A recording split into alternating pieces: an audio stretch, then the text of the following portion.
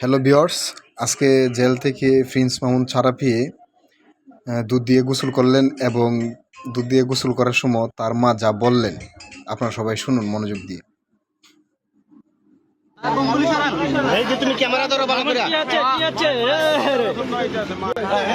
মামুনকে তার বাবা মা দুধ দিয়ে গোসল করে দিচ্ছে, মানে যেটাতে জেলখানা থেকে মনে হয় একটা পাপ মুক্ত করছে।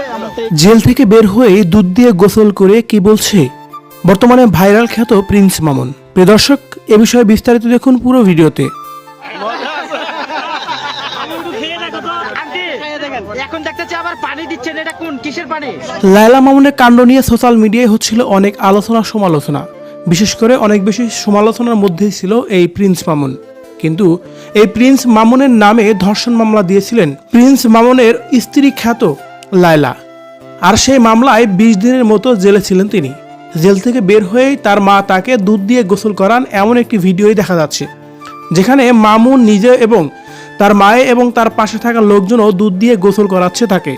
কিন্তু কি কারণে তাকে দুধ দিয়ে গোসল করানো হলো এমন প্রশ্ন করলে মামুনের মা বলেন, দুধ দিয়ে গোসল করানোর মূল উদ্দেশ্য হলো মামুনের যেন আর কোনো প্রকার বিপদ না আসে, সেই জন্যই তাকে দুধ দিয়ে গোসল করানো হলো।